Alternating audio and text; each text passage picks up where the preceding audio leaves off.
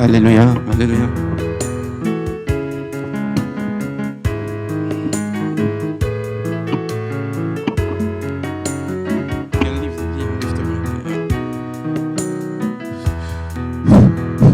Shalom, shalom.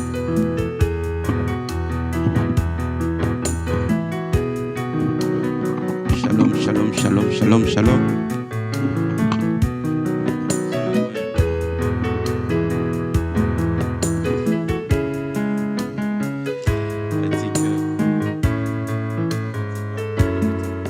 Okay, we can try now. So, I can read my notes.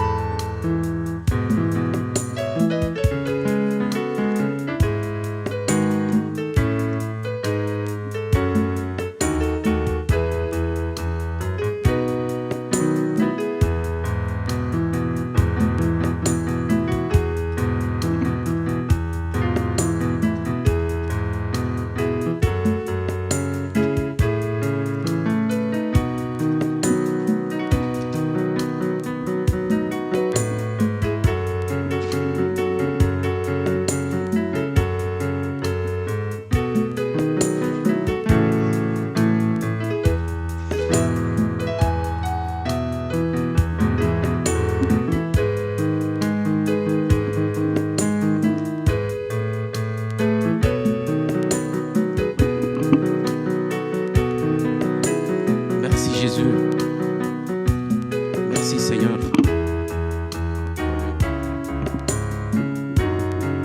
Alléluia, alléluia.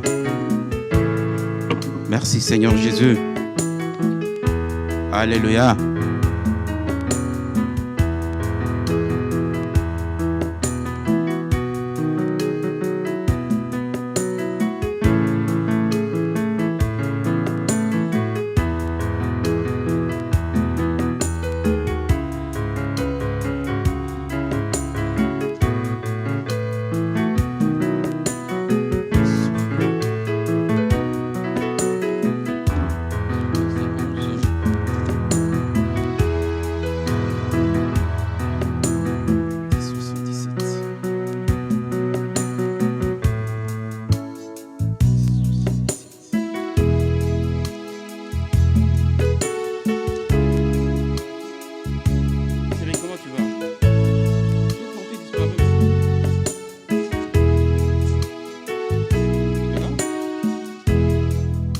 Vivre en dedans de ci.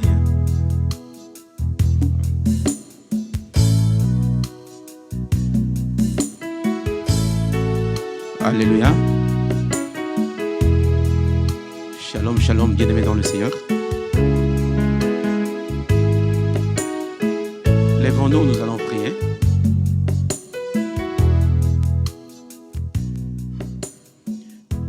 Dieu est bon. Dieu est bon, Dieu est bon.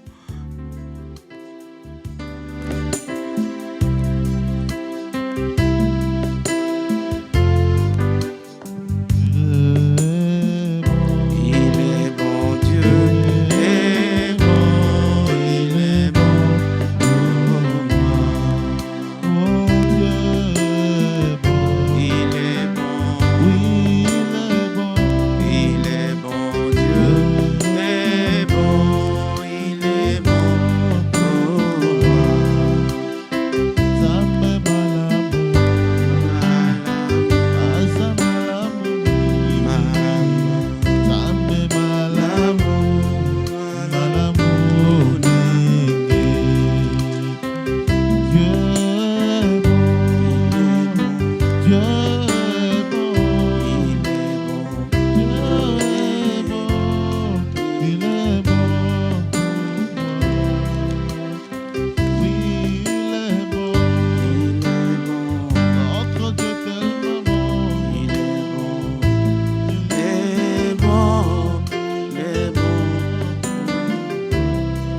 Prions le Seigneur.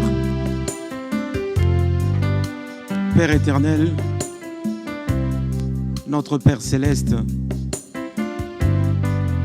merci pour la vie, merci pour la paix,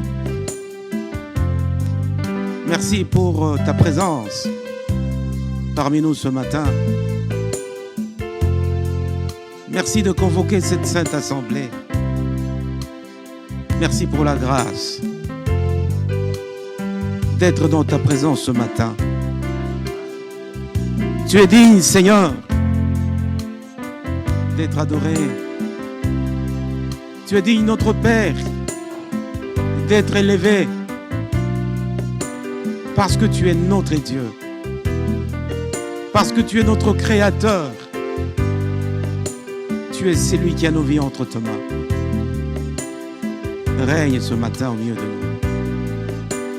Dirige-nous, Seigneur, dans ta gloire. Dirige-nous, notre Dieu. Manifeste-toi au milieu de nous. Auréole-nous, Seigneur, par ta présence. Par Jésus, ton Fils, notre Seigneur. Nous avons ainsi prié. Merci, Seigneur Jésus-Christ. Nous allons passer un moment de louange et adoration. Au moment où nous sommes en train d'écouter des cantiques, entre-temps, l'Esprit est en train de proclamer le merveille de Dieu, de proclamer les bontés de Dieu. C'est que Dieu est pour nous. C'est que Dieu fait pour nous. Nous allons élever le nom de Dieu, car il est digne d'être adoré. Seigneur, dans les cieux, sur la terre, nul n'est comme toi.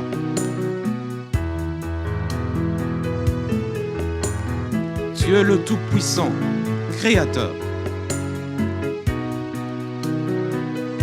Tu es celui qui contrôle l'univers entier.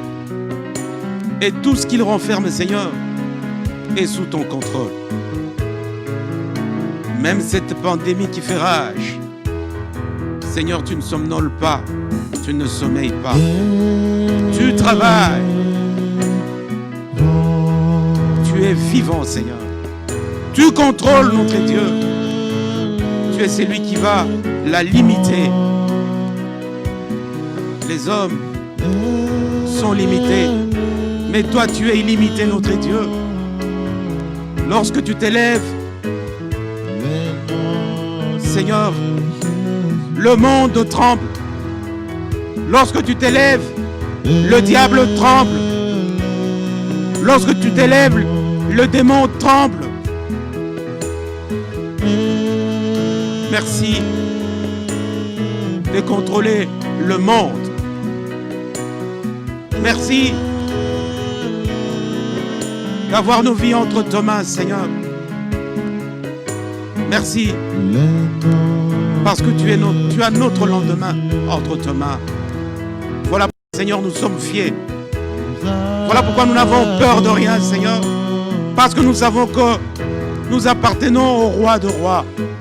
Nous appartenons à ces grands dieux.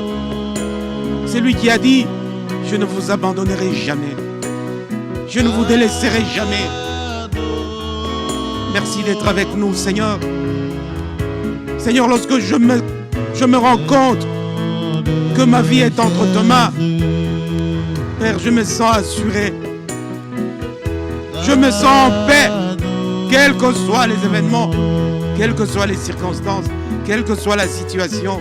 Seigneur, lorsque mon âme peut s'imaginer que tu as ma vie entre tes mains, Seigneur, j'ai la quiétude du cœur. Mon âme soupire au notre Dieu. Merci pour ta présence dans ma vie. Merci pour ta présence dans la vie de ma soeur, de mon frère. Merci notre Dieu pour ton soutien indéfectible. Un soutien que nul ne peut nous apporter. Tu es celui qui nous guérit quand la maladie nous hésite. Tu es celui qui nous console lorsque, Seigneur, nous sommes attristés. Tu es celui qui nous fortifie lorsque nous sommes à genoux, lorsque nous sommes faibles. Merci notre Père. Tu es digne d'être adoré. Merci le roi de rois.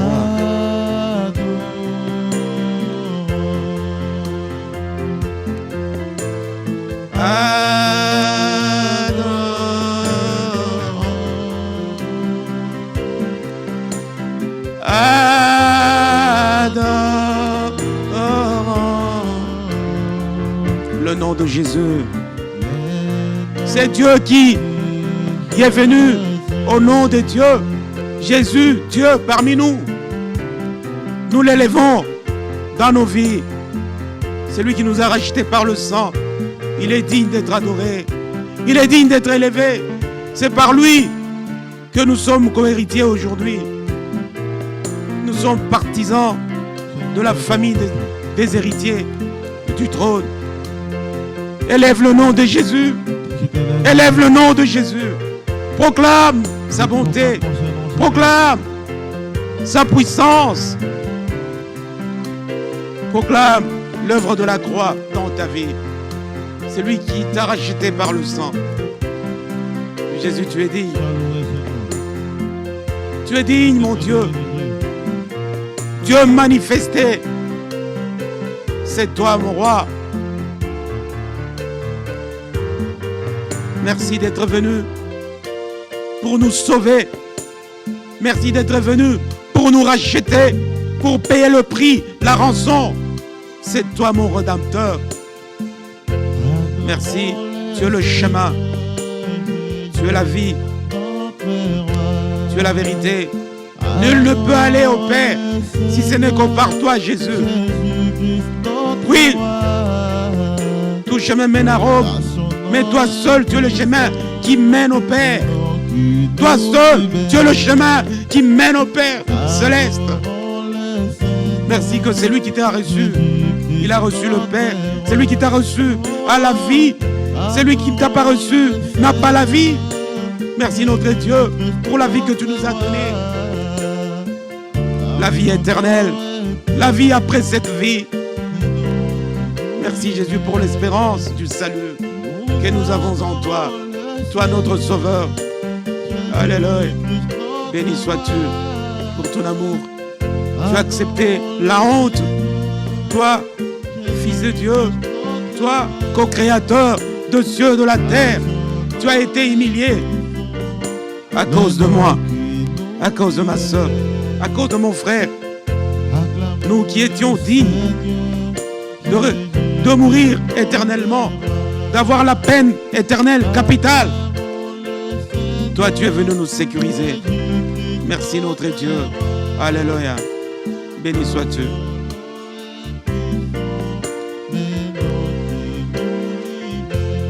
Cher Saint-Esprit, viens. Viens, Esprit de Dieu. Viens, souffle de Pentecôte. Nous avons besoin de toi encore ce matin. Parce que lorsque tu ne te manifestes pas à nous, tout ce que nous ferons sera l'œuvre de la chair. Notre Dieu est esprit. Viens nous mettre en communion avec lui par ton esprit. Exerce ton ministère, notre paraclet, notre avocat, notre défenseur, notre enseignant par excellence. C'est toi, Esprit de Dieu. Agis en ces lieux. Manifeste-toi, Esprit Saint. Esprit Saint, souffle des dieux. Nous t'invitons. Viens régner dans cette église. Viens régner dans nos vies. Règne partout. Tes enfants sont à genoux en train de t'invoquer. Viens, Esprit de Dieu, souffle de Dieu. Règne. Nous t'adorons parce que tu es Dieu. Nous t'exaltons parce que tu es Dieu. Merci de nous soutenir pendant ce moment. Sois dans l'adoration, Esprit de Dieu. Contrôle l'exhortation.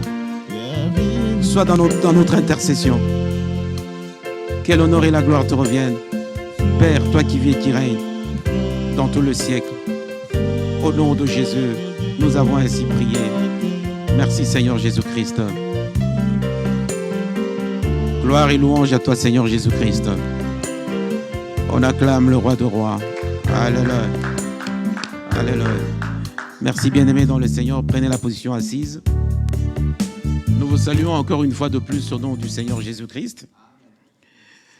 Nous sommes encore ravis de vous avoir ce matin. À Dieu soit la gloire, à Dieu soit l'honneur.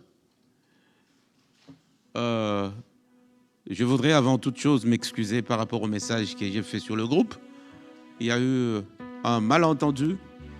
C'est vrai, aujourd'hui, on devrait avoir un seul culte, un culte unique, parce que nous devrions recevoir le pasteur John, visiteur. Le pasteur Jared n'est pas là, il est en voyage, il est allé visiter son frère dans un autre État. Alors, comme le pasteur John devait venir enseigner, c'est notre missionnaire que nous avons, qui nous a quittés il y a longtemps. Nous avions proposé qu'au lieu qu'il donne seulement l'enseignement au culte en anglais, nous soyons tous ensemble le premier culte, le deuxième culte, pour que nous puissions, à cette occasion, lui dire bonjour. Mais malheureusement, la semaine passée, il a été opéré. On a opéré les genoux. Il n'est pas en mesure de venir donc livrer le message en l'absence du pasteur Jared. C'est ainsi que hier, je vous ai fait le message pour vous dire que le culte n'est plus à 10 heures comme prévu lorsque nous étions à la veillée. C'est maintenant à 11 heures. Mais l'erreur que j'ai faite encore, c'est parler d'un seul culte. Alors, je vous présente mes excuses au nom de Jésus. Amen. Pardonnez-moi. Et il y a des gens qui étaient au premier culte, ils viennent de partir. Les francophones, ils viennent de partir, ils ont déjà commencé la décoration, peut-être que nous allons terminer. Alors, cela étant, bonjour encore, bien-aimés dans le Seigneur. Êtes-vous dans la joie d'être dans la maison de Dieu? Si tel est le cas, manifestez-le. Alléluia. Alléluia. Oui, bien-aimés dans le Seigneur, le dimanche passé, nous devrions être à la deuxième semaine de l'Avent. Notre message devait porter sur l'amour. Nous devrions évoquer le livre d'Ésaïe, mais nous n'avons pas pu parce qu'il a neigé. On a cancellé. Massachusetts nous a envoyé le message que l'on cancelle les cultes, les activités de samedi et de dimanche parce qu'il devait y avoir une grande neige.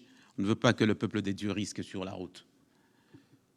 Mais Dieu étant Dieu, les scientifiques disent une chose et Dieu dit une autre chose.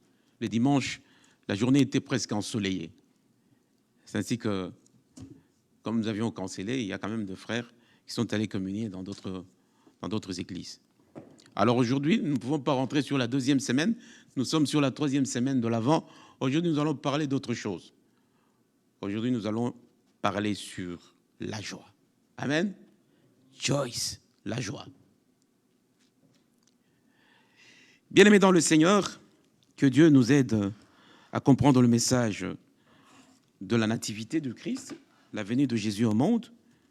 C'est lié aussi non pas seulement à l'espérance que nous avons vue la première semaine, à l'amour que nous devrions voir la deuxième semaine, mais aussi à la joie que nous allons voir aujourd'hui, troisième semaine, selon le 3e chapitre du livre de Sophonie.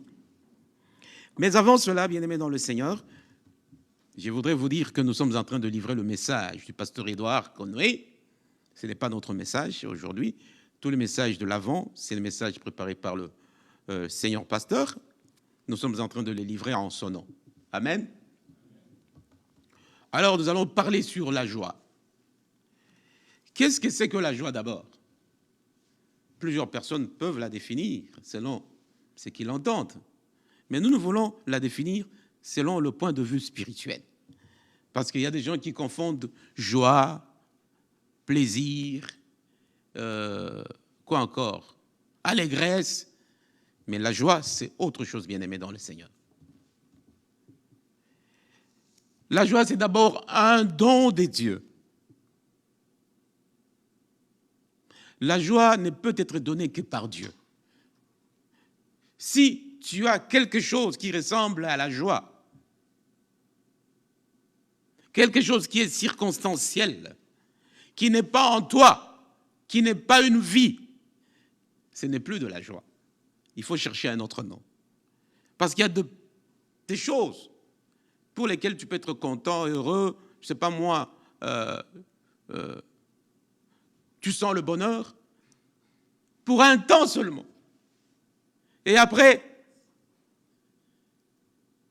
tu rentres dans le remords, dans la tristesse, dans la mélancolie. Non, ça ce n'est pas la joie. La joie, quand c'est un don de Dieu, elle demeure dans ta vie, quelles que soient les circonstances. Que ce soit les échecs, ou les succès, ou les réussites, tu es toujours dans la joie. Alléluia. Hein? Là, alors, c'est le don de Dieu. Je me fais comprendre. Quelque chose peut arriver qu'on appelle malheur, mauvaise heure, mais toi, tu es toujours dans la joie. Alléluia. C'est pourquoi notez bien que la joie est d'abord, avant tout, un don de Dieu. Jésus qui vient, il apporte la joie à nos cœurs. Alléluia. Hein? Lui-même est d'abord un don de Dieu et il nous apporte encore la joie qui est notre don de Dieu. Quand tu as Jésus en toi, bien-aimé dans le Seigneur, tout peut t'arriver, jamais tu vas perdre la joie parce que tu l'as reçu des dieux. Amen. Dieu ne nous donne pas des choses éphémères, des choses de courte durée. Dieu nous donne, tout ce que Dieu nous donne est éternel parce qu'il est éternel. Alléluia. Hein? C'est d'abord ça. La joie, c'est donc un don de Dieu, mais aussi une indication transformationnelle, spirituelle, de transformation spirituelle. Quand quelqu'un ne connaît pas Jésus-Christ, il doit être différent face aux émotions, face aux situations, que lorsqu'il est dans le Seigneur. Quand tu étais en dehors de Christ, tu réagissais différemment devant les échecs. Tu pouvais rester triste pendant longtemps parce que tu as échoué quelque chose, parce qu'on t'a fait mal. Mais lorsque tu es transformé, la vie de Jésus vient en toi, la lumière de Christ vient en toi. Alors, parmi le signe de la transformation, que tu es réellement enfant, devenu enfant de Dieu, il y a la joie. Alléluia. Hein? La joie alors dans toutes les circonstances.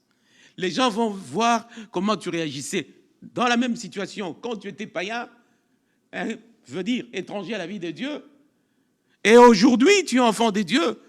Ils voient comment tu réagis, ils se disent non, non, non, il a beaucoup changé. C'est donc une indication de la transformation spirituelle. Selon Galates 5, 22 et 23, où on parle de fruits de l'esprit. Alléluia. Hein? Parmi les fruits de l'esprit, pour voir quelqu'un qui est enfant de Dieu, il y a aussi voir s'il est joyeux, s'il a la joie. Alléluia. Balobi, oh, tu sais, Balongole Moussala, on t'a renvoyé du travail. Il dit, c'est vrai, mais Dieu vit encore. Alléluia. Moi, à sa place, je vais pleurer. Moussala, dollar et mais lui, il dit, non, Dieu a donné, Dieu a repris le travail encore. Et j'en aurai encore. Alléluia. Bien-aimés, soyons toujours alors joyeux dans toutes les circonstances. C'est une preuve que nous avons Christ à nous. Amen. Alors, nous allons parler de Sophonie, le livre qui nous parle de la joie. Nous allons parler le contexte historique de ce livre et de Sophonie lui-même qui est un prophète.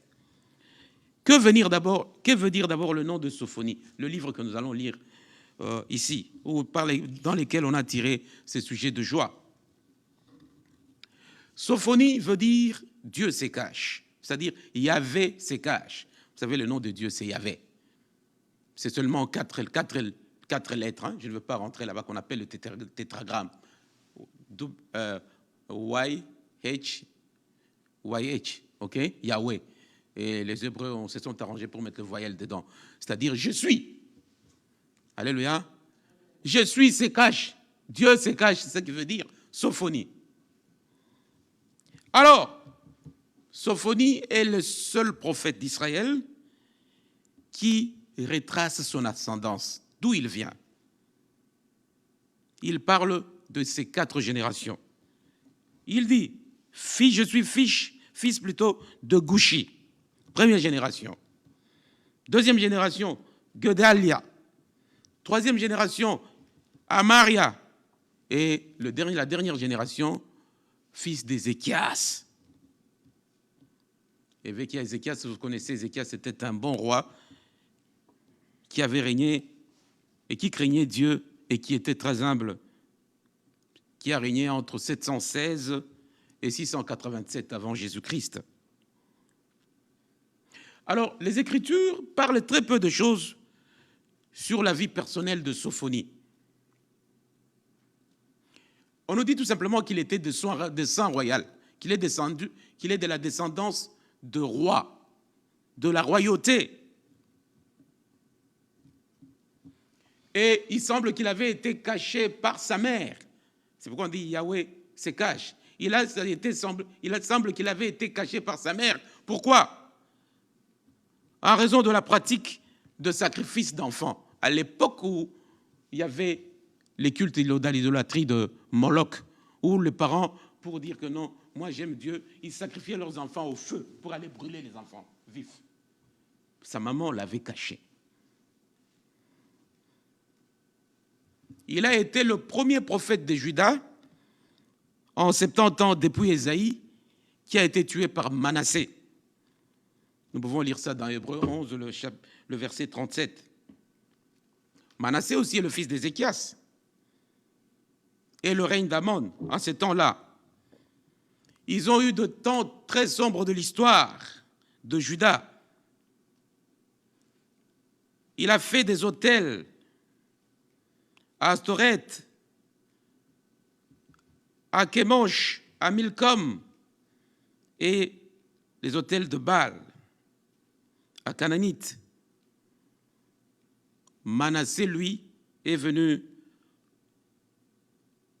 encore établir le sacrifice d'enfants, c'est-à-dire continuer à sacrifier les enfants, selon 2 Rois 21. Il a même sacrifié 2 de ses propres fils dans la vallée d'Héron. Manassé, qui est-il? Fils d'Ézéchias, on nous dit qu'il avait rendu hommage à Esarhaddon pour enfin empêcher Syrie, qui était un grand empire à l'époque, d'envahir Juda.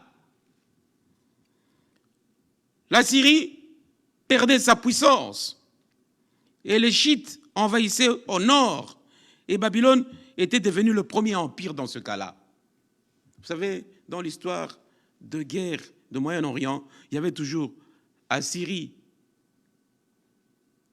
Perse, même l'Égypte à un certain moment était puissante. Babylone, c'est lui qui a régné par la suite. C'est l'histoire que nous lisons ici. Alors Manassé fut emprisonné à Babylone. Il s'est repenti. Il restaura son trône et travailla à une réforme du culte de Yahvé. Il a repris maintenant le vrai culte de Dieu. Il n'a pas réussi à ramener le cœur de gens vers le Seigneur. Et Amon, son fils, a fait du mal et a restauré le culte des idoles encore, son fils Amon, qui avait régné après lui. Amon a été assassiné par ses serviteurs. Selon le chapitre 2 Chroniques, chapitre 33. Vous pouvez lire ça. Et ces événements ont couvert la voie de Josias pour devenir roi, et il régna 33 ans. Donc après Amon, c'est Josias qui a régné pendant 33 ans. C'est l'histoire. Nous revenons sur le service de Sophonie, sa prophétie. Le ministère de Sophonie a commencé à l'époque du roi Josias, entre 640 et 609, qui, à l'âge de 8 ans, est devenu roi. Josias est devenu roi à l'âge de 8 ans. Josias a commencé à chercher Dieu et est venu sous l'influence de Sophonie. À l'âge de 16 ans, il détruisit les altars, les autels païens de Jérusalem. Et à l'âge de 20 ans, il a détruit tous les altars païens de la nation, donc sur tout Juda. Alors, Josias a détruit tout ce qui est les autels destinés aux idoles. À l'âge de 20 ans, comme je disais, il a détruit maintenant tous les autels dans tous les pays. À 28 ans, à l'âge de 28 ans, il restaura le temple. Il restaura le livre de la loi qu'il avait trouvé et conduit ainsi la nation, le peuple de Juda, dans une réforme religieuse et rétablit la Pâque, la fête de Pâques qu'on avait déjà oubliée à cause de l'idolâtrie. Nous pouvons lire ça dans 2 Rois, le chapitre 22, à partir du verset 3 jusqu'au verset 14. Il est entré en guerre contre Nécho d'Égypte, qui passait pour attaquer la Syrie. Josia l'a rencontré au combat à Megiddo et a été tué par des archers, des gens qui se battent avec l'arc, les archers égyptiens, dans l'accomplissement de la promesse de Dieu. En 609, le peuple pleura la mort de Josias. C'est alors que Jéhoahaz, son fils, fut déposé par Nécho et amené en exil en Égypte avec son frère aîné, installé comme roi. Jéhoahaz et Joachim, qu'on appelle encore Eliakim, étaient mauvais et ont restauré encore le culte des idoles. Vous voyez comment la vie était en Égypte, en Juda. Un roi qui vient, il restaure la vraie religion. Un autre qui vient, il reprend encore l'idolâtrie. Et chaque fois quand ça revenait comme ça, Dieu frappait. Nous allons voir, nous sommes en train d'exposer les contextes du message. C'est pourquoi nous parlons de l'histoire. Il faut comprendre dans ces contextes. Vous voyez, il y a toujours l'idolâtrie. Tel passe roi, on les tue. Il passe roi, il restaure le culte de Dieu. L'autre passe roi, il restaure l'idolâtrie.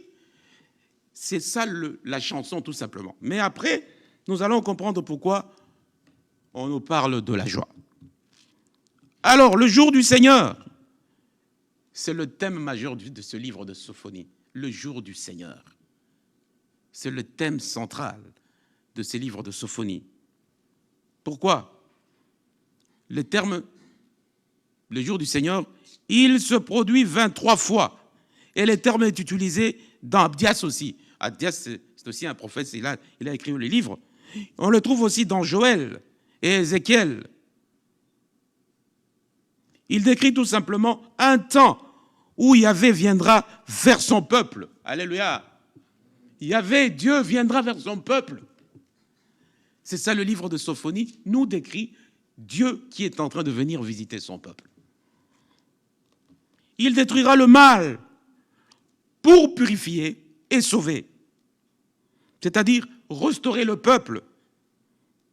Donc il y a un déroulement contemporain du jugement de Dieu. D'abord sur la Syrie, qui avait assiégé les enfants de Dieu, et Babylone. Mais il y a une délivrance, un jugement ultime qui viendront à la fin de l'âge.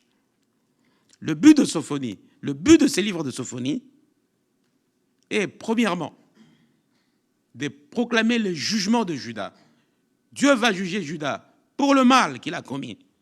Et le monde entier, notamment le Philistie, Moab, Ammon, Assyrie, les Éthiopiens et les Égyptiens, tous ceux qui menaçaient les enfants des dieux. Deuxièmement, pour proclamer l'espoir pour le reste. Troisièmement, pour dénoncer l'infidélité de dirigeants de Juda. Et enfin, quatrièmement, quatrièmement, pour expliquer que Dieu, dans sa justice, purifiera et restaurera son peuple. Alléluia. Dieu va purifier son peuple. Ça, c'est le passé. Dieu nous a déjà purifiés. Dieu va nous restaurer lorsque nous attendons la venue de Jésus. Alléluia. Pas la venue de décembre ici, mais lorsqu'il viendra, sa seconde venue. Alléluia. Dieu va nous restaurer et Dieu va nous purifier. Est-ce que nous croyons en cela? Mais Ceux qui n'ont pas accepté Jésus vivront le jugement. Le jugement de Dieu, c'est une sentence. Donc, pour expliquer que Dieu, dans sa justice, purifiera et restaurera son peuple, et enfin, il y a un espoir futur pour tous les gens qui se répandent et croient. Il y aura alors du chant et de la joie. Alléluia. Hein? Ça, c'est le contexte du message du livre de Sophonie que nous venons de lire. Nous avons présenté la joie selon les Écritures. Nous avons présenté les contextes historiques du livre des Sophonies. Maintenant, nous allons lire Sophonie, le chapitre 3. C'est trop long. C'est trop long. Mais souffrez que je lise. Alléluia. Hein? Parce que le livre de Sophonie n'a qu'un seul chapitre. Et plutôt n'a que 3 chapitres. Je lis seulement le dernier chapitre. C'est trop long. Et vous allez comprendre. Les autres choses, je peux terminer même seulement par la lecture. Et puis on prie le Seigneur. Mais j'aimerais que nous écoutions la Bible. Parce que nous venons à l'église pour écouter la parole de... Amen. Est-ce que nous pouvons nous lever pour écouter la parole? Parce que je sais que nous venons du travail de nuit. Nous risquons de commencer à faire autre chose au lieu d'écouter la parole de Dieu. Alléluia. Hein? Mettons-nous debout pour écouter la parole de Dieu. Avec tout le respect que je vous dois, bien aimer, je sais que c'est pendant des heures comme ça que l'ennemi nous visite. Alléluia. Quand on est en train de lire la parole de Dieu, l'ennemi commence à te faire visite. Tu commences à rêver que tu es, je ne sais pas où. Sans effet au nom de Jésus. Nous lisons alors Sophonie, le chapitre 3. Le thème de ces livres, de ces chapitres, c'est la justice et la miséricorde. Nous avons déjà défini la justice plusieurs fois, n'est-ce pas? Vous vous rappelez? La Bible dit ceci, Sophonie 3, « Malheur à la ville rebelle et souillée, pleine d'oppresseurs. Elle n'écoute aucune voix, elle n'accepte pas la correction. Elle ne se confie pas en l'Éternel. Elle ne s'approche pas de son Dieu. Ses ministres, au milieu, ses ministres, au milieu d'elle sont des lions, rugissants. Ses juges sont de loups du soir, qui n'ont plus rien à ronger au matin. Ces prophètes sont des aventuriers, des hommes portés aux trahisons. Ces sacrificateurs profanent les choses saintes, violent la loi. Au milieu d'elles, l'Éternel est juste. Il ne commet pas de faute, de fraude. Chaque matin, il met en lumière son droit, sans jamais y manquer. Mais les fraudeurs ne connaissent pas la honte.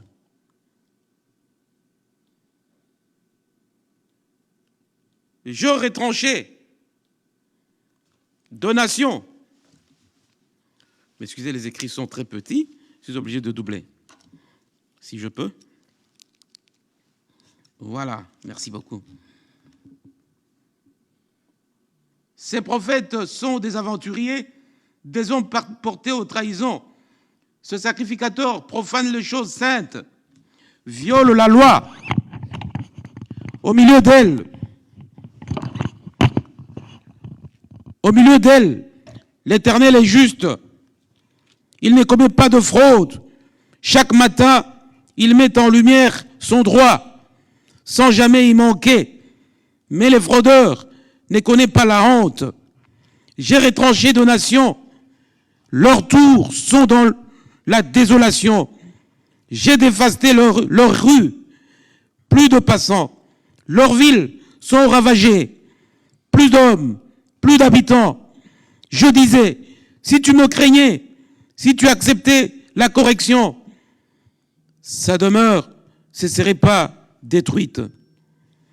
Je suis intervenu de toutes les façons contre elle, et cependant, ils se sont hâtés de corrompre tout leur agissement. C'est pourquoi, attendez-moi, oracle de l'Éternel, au jour où je me leverai pour le butin. C'est une longue lecture. Car j'ai résolu de réunir les nations pour rassembler à moi le royaume, pour répandre sur eux ma fureur, toute l'ardeur de ma colère, car par le feu de ma jalousie, tout le pays sera consumé. Promesse. Alors, je rendrai pur le lèvre des peuples, pour qu'ils invoquent tous les noms de l'Éternel, en lui rendant un culte unanime. D'au-delà de fleuves de l'Éthiopie, mes adorateurs, mes dispersés m'apporteront l'offrande.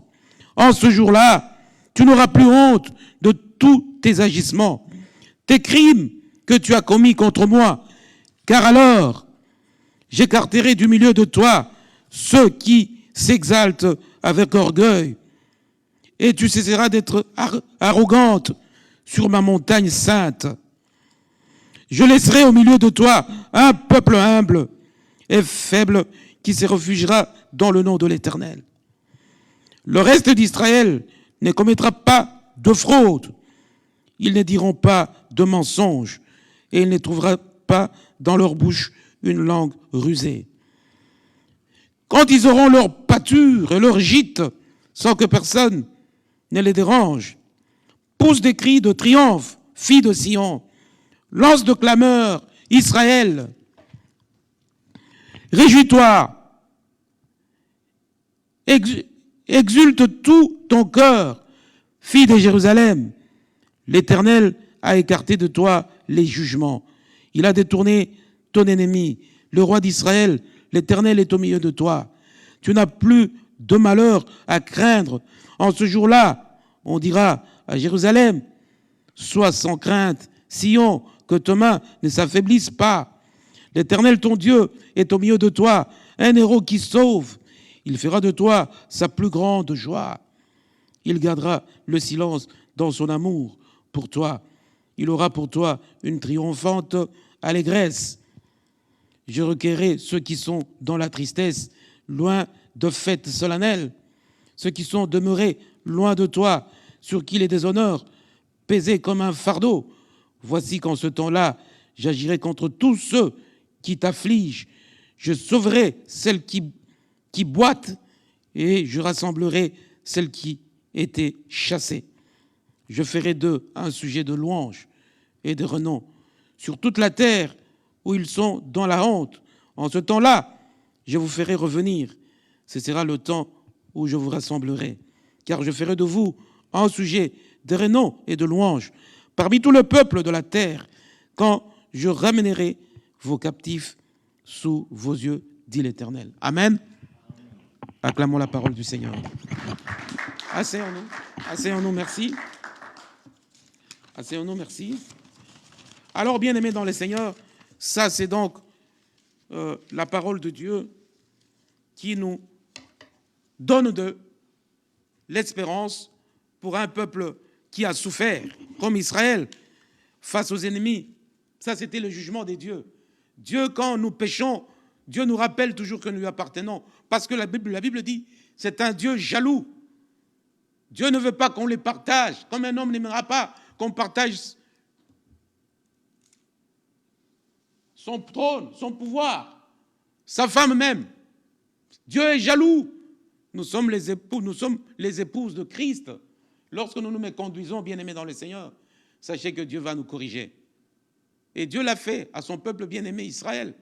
Mais quand Dieu nous punit, il a toujours son amour, parce que c'est ainsi qu'il nous promet la promesse. Il nous promet qu'il va restaurer tout. Même les ennemis qui nous font du mal, ils seront sous le jugement de Dieu. Alors, ces chapitres bien-aimés qui parlent de la justice et ou les grands jours du Seigneur, c'est tout simplement un échec à écouter, à obéir. Quand nous croyons que nous nous autosuffisons, nous finissons par échouer et à désobéir à Dieu.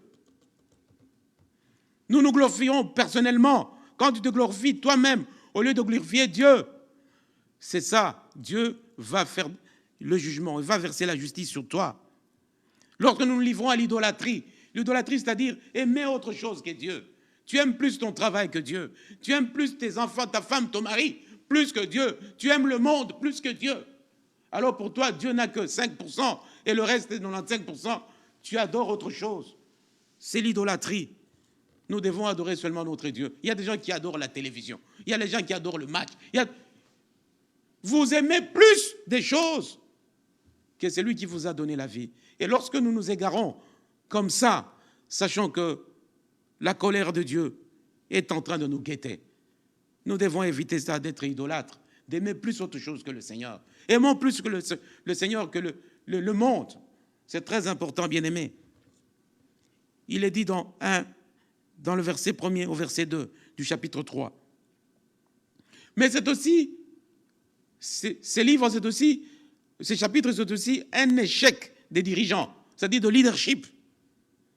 Les gens qui veulent gagner personnellement en étant injustes, à opprimer, à faire souffrir les autres et avoir l'amour de l'argent qu'on appelle la cupidité. Quand tu aimes l'argent plus, tu ne vas pas voir les autres, tu vas voir seulement toi-même. Et quand tu vois toi-même, même si tu gagnes beaucoup, tu vas commencer à être injuste aux autres. Ce chapitre nous parle aussi d'une intervention juste et ardente. Juste, c'est-à-dire puissante aussi, ardente. Il y a la purification. Dieu dit, je vais vous purifier et je vais vous justifier. C'est-à-dire, je vais vous sauver. Il a dit ça dans le verset 5 jusqu'à 8. Nous parlons, après la justice, ou les grands jours du Seigneur, il y a aussi la partie qui parle de la miséricorde. Mawananzambe. La miséricorde de Dieu, la purification, l'espoir et la joie. Alléluia. Cette partie dit ceci. Les gentils, c'est-à-dire tous ceux qui ne sont pas juifs, mais qui ont accédé à la parole de Dieu, on les appelle les gentils, recevront le pardon et la grâce. Nous pouvons faire partie de ces gentils-là aujourd'hui parce que nous ne sommes pas des juifs, mais nous avons Jésus-Christ. Les juifs peuvent nous appeler des gentils, les gens qui ont Christ mais qui ne sont pas juifs. Dieu nous promet quoi? Le pardon. Alléluia. Dieu nous promet le pardon. Jésus qui vient, c'est la promesse du pardon de Dieu pour toi et pour moi. Dites Amen. Amen. Alléluia. Amen. Ils seront convertis. Ils vont changer de vie. Ils vont quitter le ténèbre pour aller dans la lumière. Et adoreront le Seigneur. Adorer le Seigneur, c'est aimer Dieu à la folie. Adorer, c'est aimer à la folie. Quand quelqu'un dit « j'adore le fumbwa », c'est-à-dire « j'adore le pondou, j'adore ceci », c'est-à-dire il aime ça plus que toute autre chose. Alors nous devons adorer notre Dieu et l'aimer plus qu'autre chose. Adoreront le Seigneur. Il est promis dans versets 9 à 10. La Bible dit, le reste recevra le pardon et la grâce. Le reste, ça peut être toujours nous. Parce qu'il parle d'abord d'Israël, de gentils, et le reste recevra le pardon et la grâce. Le péché sera supprimé. C'est la promesse de Jésus. Jésus seul est celui qui supprime le péché. Personne d'autre ne peut supprimer le péché. Nous sommes incapables de supprimer nos péchés par nous-mêmes. Mais Jésus les a effacés à la croix. Alléluia. Hein? Tout ce que tu as fait comme mauvaise chose, tout ce que tu fais comme mauvaise chose, ou qu'on appelle péché, sachez que le sang de Jésus continue à clean. Toujours. Pourvu que le Saint-Esprit travaille encore en toi. Que tu marches parfois et toujours par le Saint-Esprit. Mais quand tu marches dans la chair, tu accumules la saleté, Regardez un fou quand il ne se lave pas, hein, après 5-6 ans. Allez lui coiffer les cheveux. Il ne faut pas accumuler les saletés sur nous. il faut clean avec la sanctification, le Saint-Esprit. Donc le reste recevra le pardon et la grâce. Le péché sera supprimé. Nous allons trouver ça dans le verset 11 au verset 13. Vous pouvez lire aussi Zacharie, le chapitre 12, du verset 10 au verset 11. Bien-aimés dans le Seigneur, nous sommes en train de chuter. Le Seigneur dit, il se réjouira et aimera son peuple. Et le peuple vivra en sa présence et se réjouira, car il n'y a aucune condamnation. Premièrement, il n'y a aucune condamnation dont nous allons nous réjouir dans la présence des dieux. Deuxièmement, il n'y aura aucune entrave, rien ne peut nous empêcher d'être le frère des dieux, de Jésus. Et troisièmement, aucune crainte de séparation. Nous n'avons plus de péché, nous ne sommes pas condamnés, nous ne sommes plus séparés avec Dieu. Dieu est avec nous. Parce que le péché sépare l'homme des dieux. Mais lorsque Dieu nous pardonne, il nous purifie, il nous justifie, il n'y a plus la distance entre nous et Dieu. Alléluia. Hein? Dans le temps, pour que tu accèdes à Dieu, il fallait qu'il y ait un sacrificateur qui prie pour toi. Aujourd'hui, Jésus a détruit tout ça. Toi-même, tu peux accéder à Dieu. Tu vas le rencontrer, tu pries. Et Dieu t'écoute. Alléluia. Hein? Pas de condamnation, pas d'entrave, pas de crainte de séparation. Nous les trouvons dans versets 14, 17 et Ésaïe 62, 5. Enfin, bien-aimés dans le Seigneur, Dieu reprend la promesse Abraham accomplie. Et espérance et joie future, la nouvelle Jérusalem. Alléluia. Hein? La nouvelle Jérusalem, c'est quoi, bien-aimés? C'est quand Christ viendra. Alléluia. C'est quand Christ viendra. La Bible dit, la terre, le cieux seront enroulés, brûlés, jetés au feu. Il y aura de nouveaux cieux. Il y aura une nouvelle terre qu'on appelle Nouvelle Jérusalem. Alléluia. Qu'on a passé aux alatés. Alléluia. Dans la Nouvelle Jérusalem, que la fin du monde, nous irons dans la Nouvelle Jérusalem, nous vivrons là où il n'y a pas la maladie, là où il n'y a pas la douleur. Isaac, veux-tu fredonner? Kembo na kembo, kunana lola, kembo. Essaye un peu. Bien aimé, nous allons chanter ce que nous venons de dire, ce que nous venons de lire, pour dire que dans la Nouvelle Jérusalem, ce sera toujours. Alléluia. Hein? Devons-nous alors, nous sommes en train de terminer, nous devons chanter un peu. Il faut répéter souvent les chansons. Les chanteurs chantent toujours. Ils doivent avoir de répertoire. Nous accompagnons le frère Isaac, bien-aimé, pour dire que la nouvelle Jérusalem, promesse Abraham accomplie, espérance et joie future, la nouvelle Jérusalem. Oh Jésus.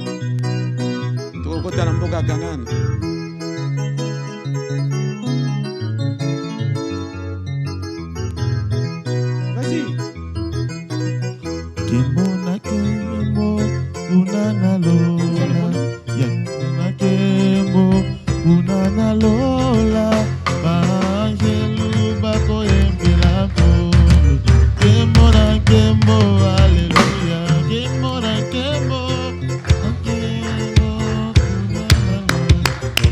kemona kemo kunana lola angelu bako yembela Kemona kembo, hallelujah. Oh, Kimona Kembo, Kunana Lola. Kimona Kembo, Kunana Lola. Bangelu Bako Yemela Kolo. Kemona Kembo, hallelujah. Kimona Kembo, Kunana Lola. Kimona Kembo, Kunana Lola, Mangelu Bakemela Kolo, Kemona Kembo, Alléluia. Amen, amen, amen, amen. On acclame le Seigneur. Mettons-nous, bien-aimés, nous sommes en train de clôturer notre message de ce matin sur la joie. Nous sommes en train de clôturer. C'est la conclusion. Bien-aimés dans le Seigneur, sur tout ce que nous avons dit et lu, retenez ceci. Si vous pouvez tout oublier, Retenez ce qui suit. Judas du prophète Sophonie était sombre et mauvais. Les dirigeants civils et spirituels, bien-aimés dans le Seigneur, ils avaient abandonné le pacte de Dieu, l'alliance de Dieu. Manassé a pratiqué le sacrifice d'enfants. C'est alors que le prophète Sophonie va annoncer les grands jours du Seigneur. Alors l'équilibre entre la justice et la miséricorde de Dieu est proclamé. Jugement pour ceux qui abandonnent le Seigneur, mais miséricorde, espérance de purification et joie pour le reste. C'est la miséricorde de Dieu en envoyant son Fils Jésus-Christ pour apporter le salut aux gentils et la restauration à son peuple. Tel est le message que Dieu nous a envoyé ce matin. Restons fidèles au Seigneur. Sa miséricorde, sa justice nous accompagnera toute notre vie. Que Dieu nous bénisse. Amen. Alléluia. Merci. Nous allons nous lever pour chanter. C'est la louange. Lèvons-nous. Nous sommes en train de nous préparer pour l'annonce. Keyboard volume, please. Thank you. Thank you. Thank you, Malcolm.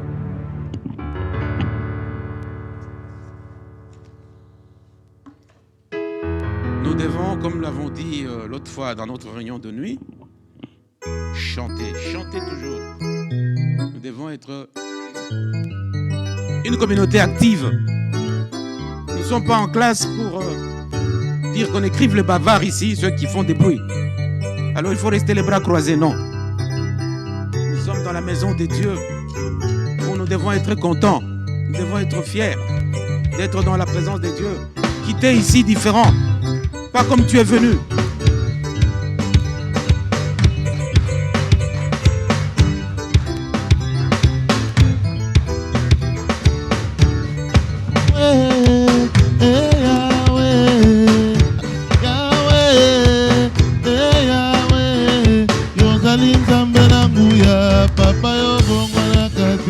Yozali nzambe na nguya esolo bongwana kate Yahweh Yahweh incomparable Yahweh Yozali nzambe na nguya papa yo bongwana kate Yozali nzambe na nguya papa yo bongwana kate oh Yahweh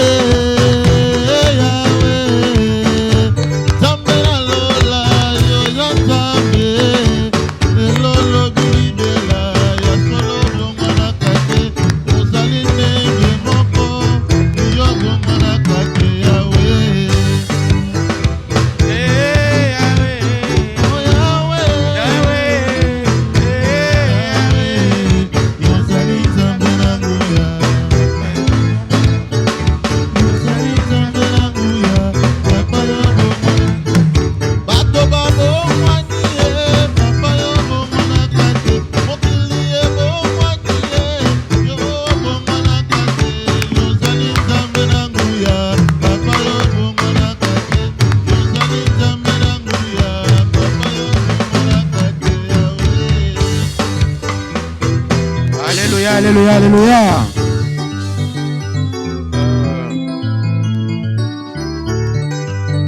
Nous allons prier le Seigneur. Après le frère Malcolm va interrompre la transmission pour passer les annonces. You can cut it off after so we can. Thank you. Seigneur, nous te disons merci parce que tu nous as parlé. Tu es le Dieu qui juge tes enfants. Tu es le Dieu qui leur fait de promesses aussi. Malheur à ceux qui t'abandonnent. Joie et restauration à ceux qui vont continuer à observer ton pacte. Seigneur, nous avons besoin de toi, de ton Esprit Saint, parce que nous-mêmes, Père, face aux sollicitations du monde, Père, nous sommes incapables et impuissants. Mais avec Christ Jésus et par la puissance du Saint-Esprit, notre Dieu, nous sommes capables de demeurer en toi. Voilà pourquoi nous te prions, Seigneur, que tu nous soutiennes sur notre parcours avec Christ. Tu connais les faiblesses de tout un chacun, notre Dieu. Fortifie notre Dieu pour que nous demeurions en toi, afin que le jour où toi tu viendras, Seigneur, nous soyons avec toi. Aide-nous, Seigneur, à vivre sans crainte. Qu'il n'y ait plus, Seigneur, de séparation entre toi et nous. Parce que Jésus est celui qui nous a réconciliés avec toi. C'est en son nom puissant, Père, que nous t'avons ainsi prié. Et comme un seul homme, nous disons gloire et louange à toi, Seigneur Jésus-Christ. Merci, Seigneur Jésus-Christ. Amen.